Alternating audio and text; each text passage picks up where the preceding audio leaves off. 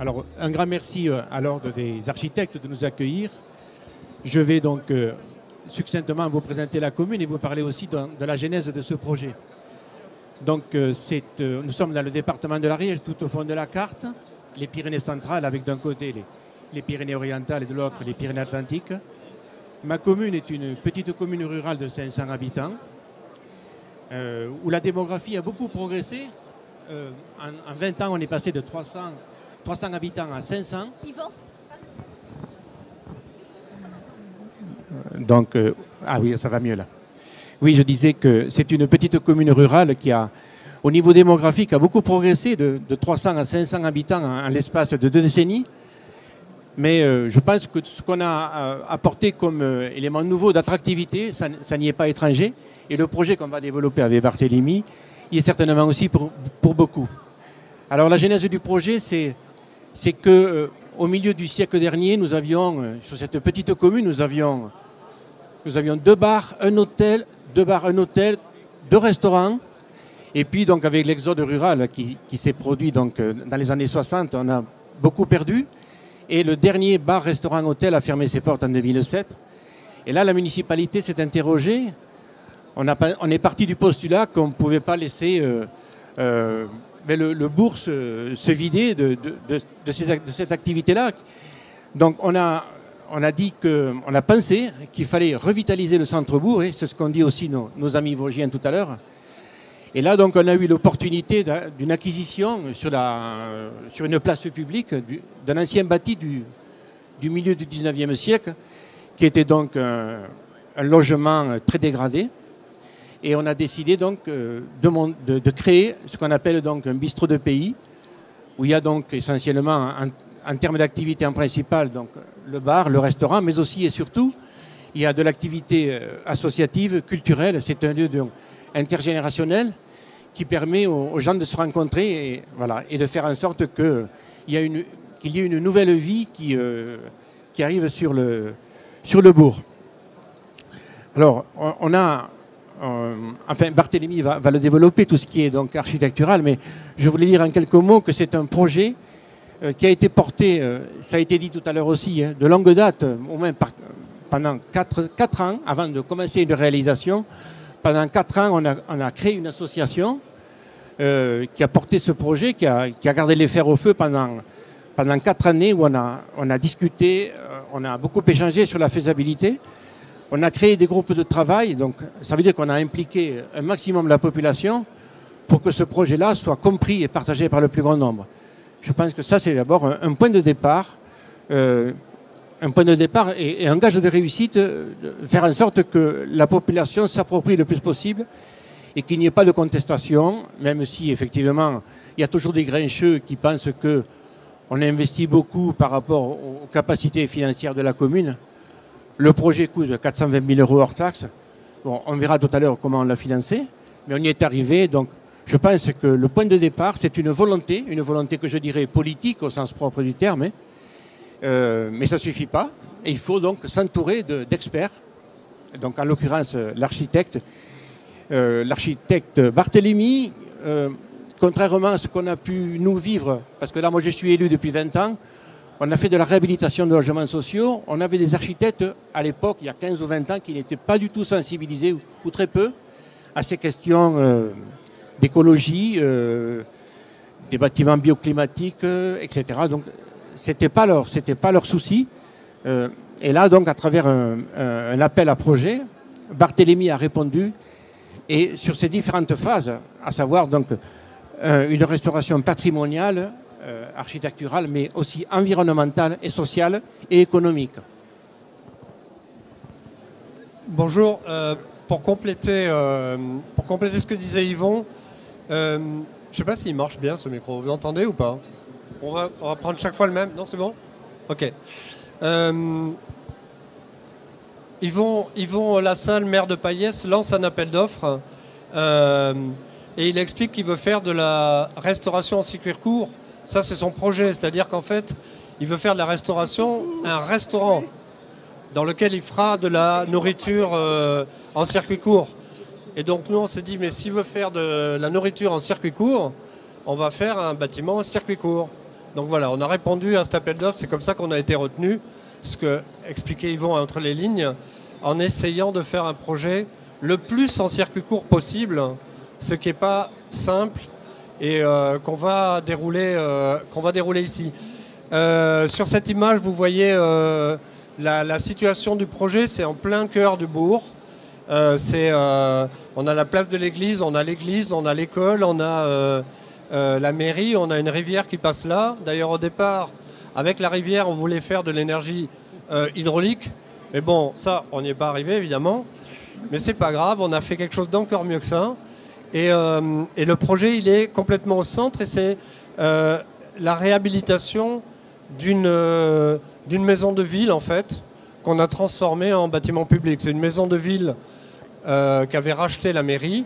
On voit l'état sur cette diapo. Je ne sais pas si tu veux commenter un peu, Yvon. Bon, voilà. Une maison habitée, un pignon relativement aveugle, puisqu'elle était dans la succession d'immeubles dans l'îlot, et puis un arrière qui avait été construit pour faire une porcherie, etc. Et donc on part de là et on développe un projet. Donc le programme, c'est un bistrot de pays, c'est-à-dire là on a une 3D, une maquette 3D qui présente le bâtiment. Donc sur l'avant, la partie avec le pignon ouvert, évidemment on est plein sud, donc on a ouvert très largement ce pignon pour faire rentrer et le soleil et la lumière. Et derrière, on a construit une extension avec tout en ossature bois qu'on développera un peu plus long. Et puis on a devant une pergola. Au rez-de-chaussée, on a de quoi un restaurant avec les salles de restaurant, une salle à l'arrière, une salle à l'avant.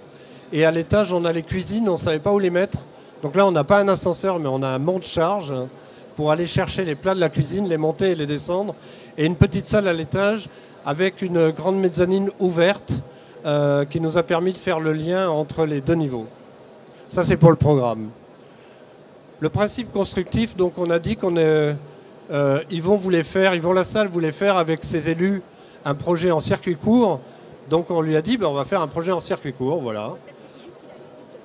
Alors Yvon, il est agriculteur, peut-être il va parler longuement de ce circuit court plus précisément.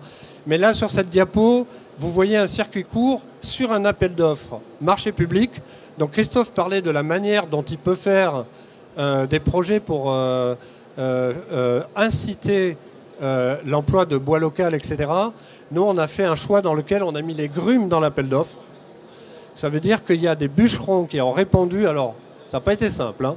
Faire répondre des bûcherons à un appel d'offres, ça n'a pas été simple.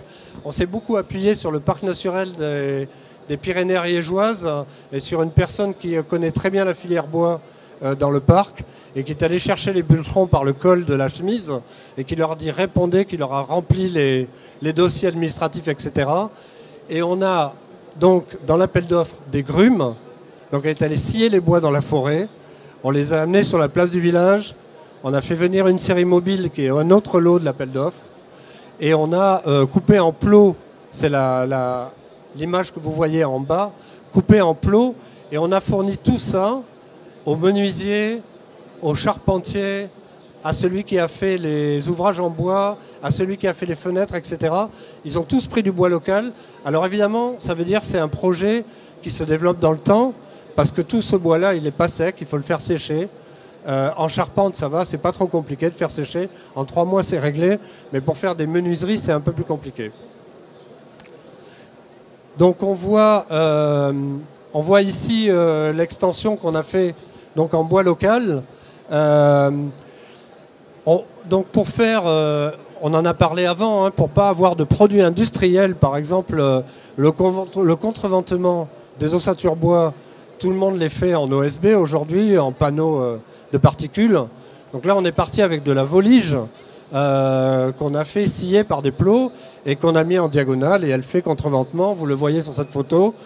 Toute la charpente, toute l'ossature bois, tout le contreventement, tous les éléments que vous voyez là, les planchers, etc., sont faits avec le bois local qu'on a fait venir sur la place des villages et qu'on a scié avec une scie mobile et qu'on a donné, là en l'occurrence, aux charpentiers. Donc ça, c'est toute la partie charpente et structure. Ici, vous voyez le travail en bois local pour les menuiseries intérieures, donc les parquets, les menuiseries extérieures qui sont en chêne, les garde-corps, les plinthes. Alors, les plinthes, on le montre toujours, c'est une assez belle anecdote, c'est-à-dire qu'en fait, elles sont en bois massif, elles ne sont pas du tout cintrées. Comme on a du bois à profusion, on les a taillées pour qu'elles soient en rond. Hein. Donc ça, le menuisier qui a fait ça, bon, nous, on trouve ça absolument admirable. En tout cas, voilà. Et là, vous voyez, par exemple, que le bois qui a été pris pour faire le parquet, c'est plusieurs essences de bois. Là, il y a du chêne, il y a du châtaignier et il y a du merisier. Il y a 3 essences de bois et ça donne vraiment quelque chose qui est vraiment très beau. Et on l'a fait parce qu'on avait ça sous la main et pas plus que ça. Tu veux rajouter un mot ? Oui, juste pour l'histoire de l'appel d'offres, ça a été dit par Barthélémy, ça a été dit aussi par nos amis vosgiens, à savoir, l'astuce c'est de dissocier la fourniture de la pose. Et là, on permet donc à des producteurs locaux de pouvoir répondre. En réalité, chez nous, donc nous la commune, on a une toute petite forêt, essentiellement de feuillus, et on a 2 agriculteurs, 2 éleveurs qui, comme moi, ont une petite exploitation forestière, essentiellement sur du bois de chauffage. Ils ont pu répondre donc sur des essences qui les intéressaient, le chêne, l'acacia, le châtaignier. Et ensuite, sur le plan de la dépense, ça nous a coûté peanuts, pratiquement. Sur un budget de plus de 400 000 €, la fourniture bois et le sciage à façon, et puisque c'est un scieur qui est venu sur la place du public, c'est 13 000 €. 13 000 €, c'est 3% de la dépense globale. Donc, il ne faut pas se... Voilà, c'est une voie salutaire pour faire appel vraiment à cette ressource locale. Alors, chez nous, on n'a pas une forêt aussi qualiteuse que celle des centres de la France ou de l'Est. D'autant plus qu'on pense qu'on a de la forêt pour du bois énergie. Mais là, en fait, on a prouvé, à ceux qui ont bien voulu l'entendre, qu'on pouvait aussi prélever des feuillus, en l'occurrence, et de qualité pour arriver à une prestation qui l'est tout autant. Ici, on voit une vue intérieure du projet de bistrot de pays au rez-de-chaussée terminé. Donc, on a tous les planchers, toutes les structures en Douglas, les parquets à l'étage, l'escalier, il est en frêne. Donc, en fait, il y avait beaucoup de lots pour le bois. Il y avait un lot pour un type qui faisait des escaliers, un artisan qui faisait des escaliers. Il y a un lot pour un artisan qui faisait les mobiliers en bois. Par exemple, là, en l'occurrence, la banque du bar, qui est en merisier et en châtaignier, si je me souviens bien, a été fait par un artisan indépendant aussi. Voilà. On le voit ici plus précisément. Et ici, donc on voit tous les bois qui ont été employés pour le projet. Le bardage a été fait avec du chêne et de l'acacia et un peu de Douglas aussi. Ça nous a permis de vérifier un peu comment vieillissaient les différents bois dans la durée. Les charpentes, les planchers, les ossatures bois ont été faits en Douglas. Alors là, en l'occurrence, j'ai une anecdote, c'est qu'on voulait faire en chêne parce que notre forêt, c'est une forêt de feuillus. C'est une forêt de hêtres, c'est une forêt de chêne principalement. Et en l'occurrence, c'est les charpentiers qui n'ont pas voulu le faire en chêne, parce que quand même le chêne, c'est très lourd à porter. Et tout se passait au dernier niveau, c'était un peu compliqué, et ils ont vraiment préféré le faire en Douglas. Et peut-être qu'aussi il y a une question de séchage, de durée de séchage, qui fait que bon, c'était plus facile de le faire en Douglas en l'occurrence. La volige est faite en peuplier, peuplier de parc, les escaliers en frêne, les meubles de bar donc en frêne et en merisier, parquet en châtaignier, chêne, merisier, on l'a vu, les portes intérieures en frêne, etc. etc. Tout cet emploi de bois local. Alors c'est très vertueux le fait d'aller chercher la ressource locale, 72 mètres cubes, donc c'est pas énorme. Et donc la commune a produit donc une partie des fournitures de 2 exploitants aussi sur la commune. Et au plus loin, c'est le Douglas qui est venu de 30 km. Donc c'était tout proche. Et c'est tout boni pour le bilan carbone de l'opération. on a estimé donc avec le PNR qu'on avait stocké 35 tonnes de CO2 par le réemploi donc de cette ressource locale. Ensuite, on peut dire 2 mots de la chaufferie. Attends, la question suivante, c'est comment isoler les bâtiments en circuit court. Donc vous savez, bon, c'est simple, on le fait en paille. En vérité, c'est pas simple du tout parce que pour trouver de la... Enfin, je vais laisser Yvon raconter l'anecdote de la paille quand même parce que ça vaut son pesant de cacahuètes. Parce qu'en fait, la paille, elle est en rouleau, comme vous savez, hein, la plupart du temps chez les agriculteurs. Donc il a fallu trouver une vieille moissonneuse-batteuse pour transformer la paille en rouleau en bottes de paille. Et ça, c'est la mairie qui l'a fait. Effectivement, les éleveurs n'ont plus tellement recours à ces balles cubiques, là, les balles carrées là, qu'on appelle, qui font une douzaine de kilos. Donc on a affaire à ce qu'on appelle des roundballers. Ce sont des balles qui font 300 kilos, voire plus. Donc on les a déroulées sur la place publique, à défaut d'en trouver des petites. Et donc on a trouvé chez un éleveur une ancienne presse et on a réalisé des petites balles cubiques qui font 30 sur 40 et 1 mètre de long pour assurer dans le remplissage des ossatures de l'ossature bois. Donc on voit la paille stockée sur le chantier avant d'être mise en place, la paille en bas mise en place dans l'ossature bois nouvellement construite, le détail constructif de la paille qui est enduite, on l'a enduite, et puis un petit pot sur le chantier en cours de travaux quand même. Là vous voyez le charpentier, et c'est intéressant quand même de dire que tous les artisans étaient quand même très très heureux de faire ce chantier parce que c'est un chantier qui sort de l'ordinaire, et là on voit le charpentier sourire. Derrière au fond on voit avec un peu d'embonpoint le menuisier qui a fait toutes les menuiseries en chaîne. Et c'était quand même une belle histoire, une belle aventure. L'isolation en paille, c'était une expérience connue. On avait dans les ossatures bois, on a une autre partie d'ossature bois dans lesquelles on n'avait pas la place de mettre la paille. Donc là, on a mis du copeau de scierie. Dans les scieries locales, on a ramené du copeau et on les a intégrés dans l'ossature bois. Et puis la dernière chose évidemment qui nous intéressait beaucoup, c'est de garder l'inertie du bâtiment, de toute la partie ancienne rénovée qu'on voit ici. Donc on a piqué tous les vieux enduits et on a fait des enduits chanvre et chaud sur l'épaisseur de 6 à 10 cm puisque le projet, comme vous voyez sur la photo d'en haut à gauche, c'est un projet qui travaille avec l'inertie thermique. Donc on fait rentrer des apports solaires importants sur une grande baie qu'on a fabriquée au sud, mais cette inertie thermique, elle n'a d'intérêt que si on peut la stocker. Et donc pour la stocker, il nous faut, comme vous savez, de la matière. Donc pour ça, pas d'isolant autre que des isolants minéraux. Donc ici, de la chaux, de chanvre et chaud, sur un mur qui fait 45 cm et qui a une inertie absolument incroyable. Et en plus, on a fait un chauffage par le sol sur une dalle béton pour aussi améliorer cette inertie.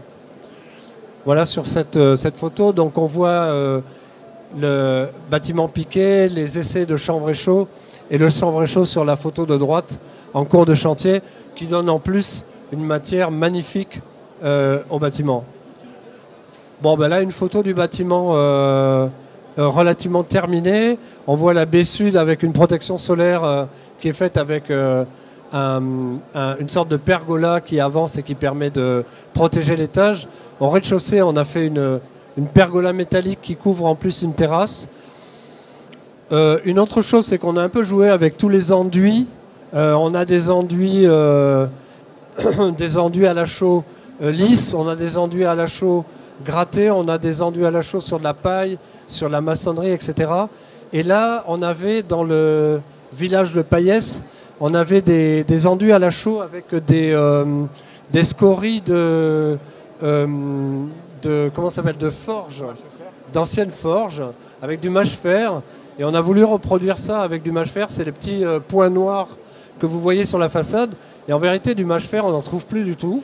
Donc on est allé essayer de trouver du mâche-fer. Il fallait aller à Marseille en chercher, c'était un peu loin, dans les grandes industries de serrurerie, de ferronnerie là-bas. Donc on a intégré des céramiques qu'on a fabriquées sur place, que vous voyez là. Une photo de la pergola couverte qui permet d'abriter la façade sud l'été et une terrasse. D'autres photos du bâtiment en cours d'achèvement. Et puis le bâtiment en activité. Merci beaucoup. Oui, merci beaucoup Barthélémy. Yvon va tout de suite nous parler de la chaufferie, mais cette photo me fait penser à quelque chose. Quand j'ai dit à une copine du CA de la frugalité il y a quelques jours qu'on allait venir faire la présentation du bistrot de Payès, elle me dit « Ah, l'Estanquet, mais je connais, j'y suis allée cet été, c'est génial. » Voilà, donc c'est quelque chose où les gens, même les gens de Paris et ailleurs, quand ils y vont, ça leur reste dans l'esprit et c'est vraiment un lieu très, très convivial. Donc tu nous expliques comment on chauffe cet Estanquet. Oui, alors sur la base d'une ressource locale que nous avons, à savoir donc le bois énergie, on a décidé d'installer donc une chaudière à bois bûche de 50 kg. Donc elle était très largement dimensionnée pour l'Estanquet, donc pour le bar-restaurant.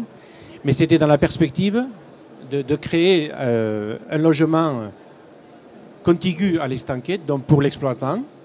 Et ensuite, on a aussi créé dans l'esprit d'un aménagement de quartier, on a créé une salle associative qu'on a réceptionnée là tout récemment, qui est aussi donc adossée à ce réseau de chaleur. Voilà, alors ça peut paraître une petite astreinte de charger tous les jours et d'assurer la maintenance d'une chaudière au bois bûche.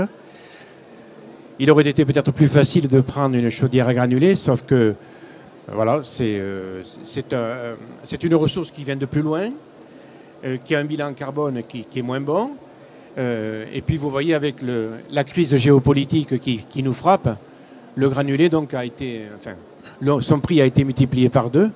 Et là du coup, donc, comme on a nous la ressource locale, on maîtrise justement ce pôle énergie. Donc, bon, c'est vrai que c'est une petite astreinte. Donc, on a un employé municipal qui se charge tous les jours du chargement, de la surveillance de la machine. Et on offre, entre guillemets, donc, on offre gratuitement cette fourniture. Le chauffage n'est pas facturé à l'exploitation du bar-restaurant, pas d'avantage au logement social et pas d'avantage à la maison des associations qu'on vient de réceptionner. Tout ça pour, je le rappelle, un village de 500 habitants, ce qui fait vraiment rêver. Est-ce qu'il y a des questions ?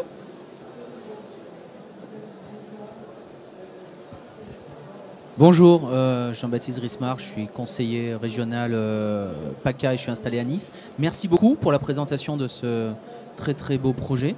J'ai une question qui fâche. Bureau de contrôle, les fenêtres, le truc. Voilà, ça c'est vraiment quelque chose qui me... Voilà. Alors, en vérité, on est en 5e catégorie. Je ne sais pas si vous voyez ce que ça veut dire, mais ça veut dire qu'on peut se passer d'un bureau de contrôle. Et on s'est passé d'un bureau de contrôle. Alors, ça ne veut pas dire que les choses ne sont pas faites dans les règles. Ça veut juste dire que, et ce n'est pas la première fois que ça nous arrive, en fait, on est très amis avec la PAV, qui est bureau de contrôle dans notre région. Et on l'a souvent questionné. Et souvent, il nous a dit « Ne me prenez pas, je vous empêcherai de faire le projet. » Et ça, c'est une réalité. C'est-à-dire qu'en vérité, alors pas seulement pour les fenêtres, en l'occurrence, parce que là... Alors, les fenêtres, en vérité... Je pensais principalement aux fenêtres. Alors, les fenêtres, en vérité, effectivement, elles sont fabriquées par un artisan qui a les certificats AEV, qui a les machines et qui fait la certification tous les 10 ans, quelque chose comme ça. Donc il a tous les certificats qui correspondent à la norme. Parce qu'en fait, en Ariège, dans notre département, il y a malheureusement très peu d'artisans qui fabriquent les fenêtres, qui sont des artisans qui fabriquent et qui posent, et qui la plupart du temps vont acheter très loin, alors dans le Massif central, donc à 200-300 km de chez nous. Là, en l'occurrence, on a 2 artisans qui ont les agréments. Donc nous, on s'appuie sur les agréments des artisans.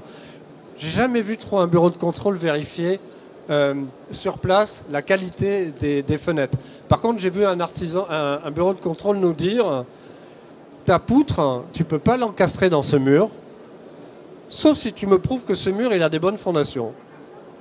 Et c'est ça la réalité en vérité. C'est qu'en réhabilitation, on se retrouve avec des choses très compliquées qu'il faut que, quand on va faire un sommier dans un mur pour poser une poutre, si on a un bureau de contrôle dans le coin, ah ouais, il vous demande de justifier la solidité du mur, donc les fondations du mur, donc il faut aller faire des études de sol très complexes, et en fait personne ne le fait. Et c'est un risque qu'on prend, les entreprises, les architectes, le maître d'ouvrage, mais moi en 5e catégorie, je vous engage à prendre ce risque. On l'a pris beaucoup de fois et on n'a jamais eu de problème, aussi parce qu'on a des artisans très compétents en vérité. Hein. Le maître d'ouvrage, il n'est pas au courant qu'on a pris ce risque. Je lui dis pas en fait. Une autre question? Oui, merci beaucoup, c'était passionnant, vraiment hyper intéressant. En commentaire, moi je voulais parler des fenêtres, parce que nous on a le cas aussi dans les Vosges, parce qu'on a plein de bois, et encore une fois les fenêtres, tous ceux qui fabriquent des fenêtres, tous les menuisiers, ils achètent des carrelets de bois venus des forêts de Sibérie, tous, et le petit menuisier qui fait de la fenêtre bois dans les Hauts-de-Vosges, il achète ça.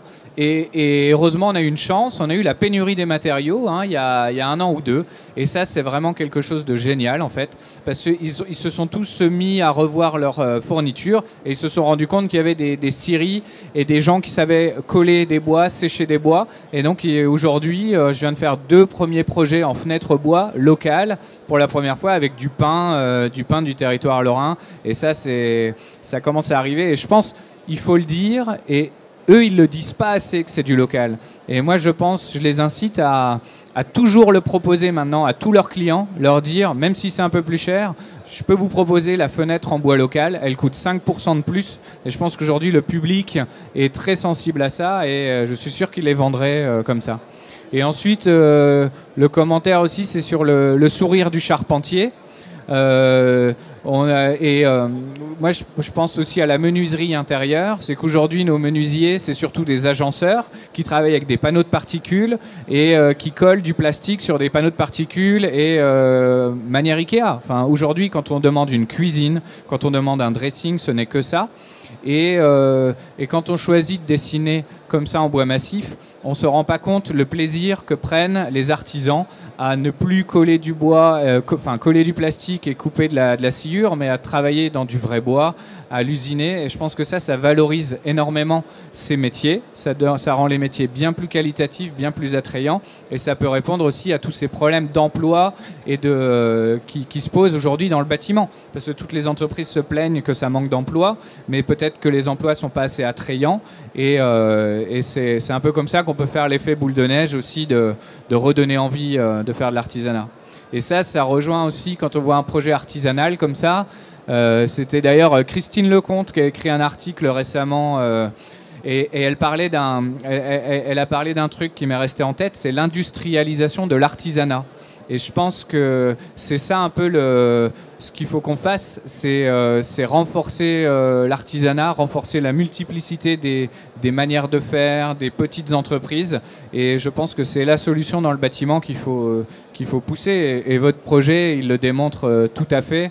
C'est avant-gardiste et ça va en inspirer beaucoup d'autres à des échelles un peu plus grosses. Mais on ne cherche pas à faire des grandes choses, quoi. C'est pas les gros projets qui vont sauver le monde. Donc bravo. Voilà, j'ai pas de questions en fait.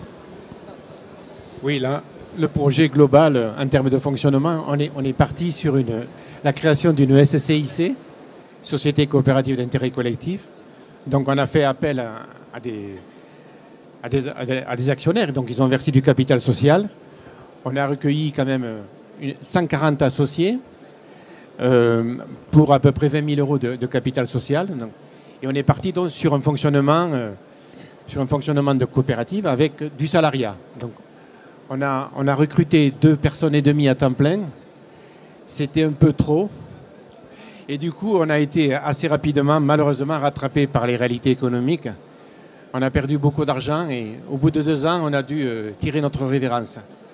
On a vendu le fonds de commerce un couple, un exploitant, qui, en dépit de ce qu'il nous avait donc annoncé en termes d'affichage, c'est-à-dire nous, la charte qu'on s'était donnée, donc, c'est-à-dire donc un lieu, comme je l'ai dit tout à l'heure, un lieu convivial, intergénérationnel, d'échange culturel, associatif, tout ça, donc il l'avait accepté, sauf que très rapidement, il s'en est éloigné.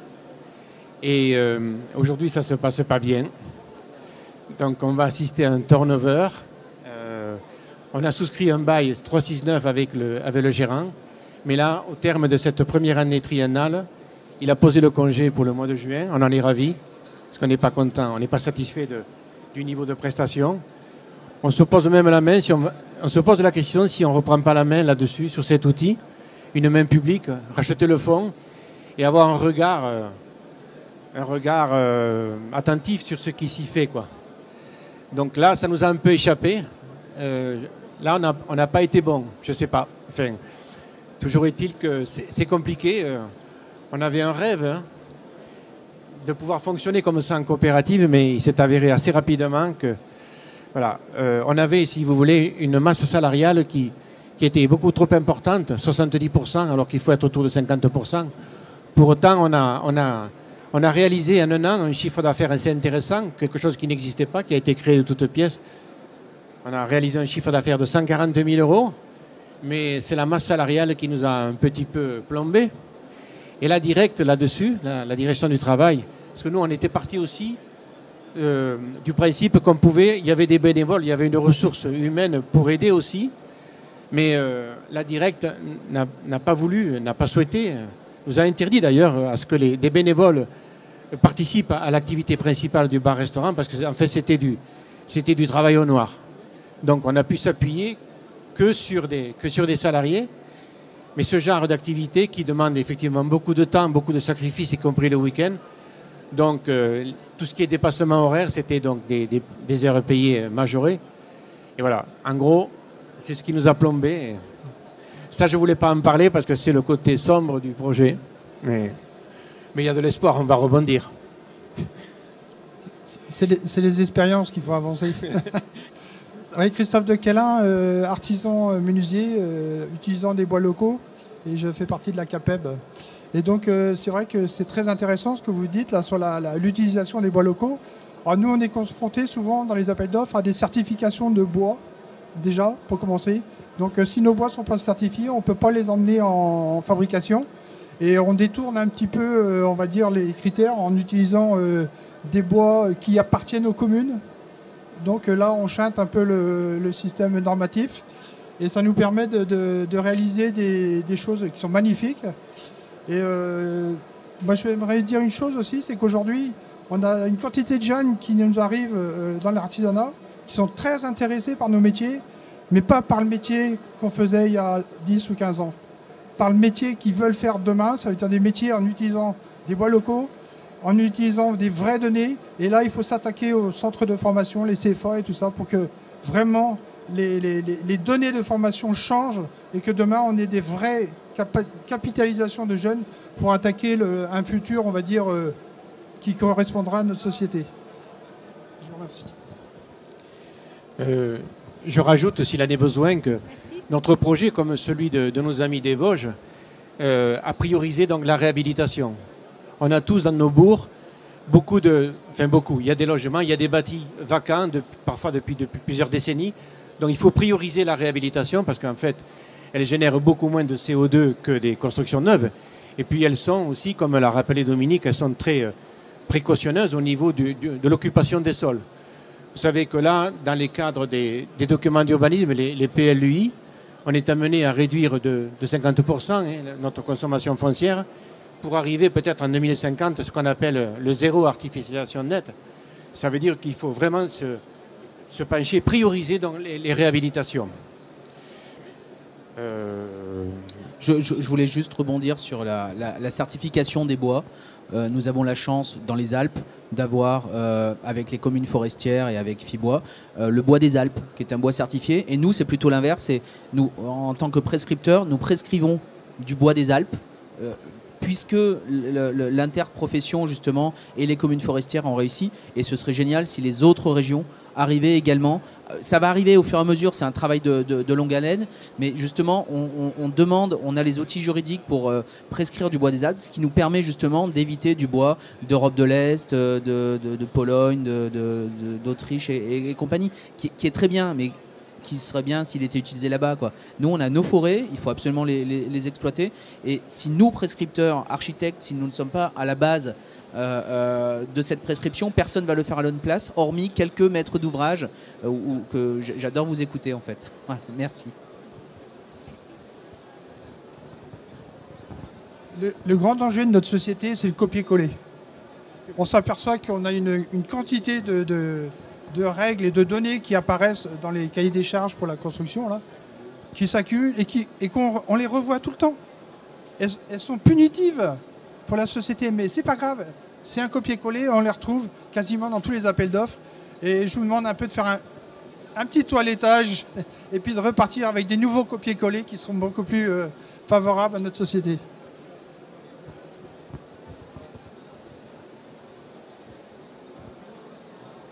Pas d'autres questions? Alors il me reste... Juste dans le prolongement de ce qui a été dit, là, s'installe sur la commune, là c'est tout récent, 4 garçons qui ont fait une bifurcation professionnelle. Hein. Il y a un architecte, il y a 2 menuisiers, il va y avoir aussi un charpentier. Ils se lancent dans la production de bois, de maisons bois, isolation paille. Donc voilà, il ne faut pas désespérer. Il y a vraiment des populations nouvelles qui arrivent sur les territoires, y compris ruraux, et qui sont en quête vraiment d'autre chose. Donc un autre cadre de vie, une vie beaucoup plus saine, avec donc le recours donc aux ressources locales, hein, qu'elles soient pour la construction, que ce soit pour l'alimentation.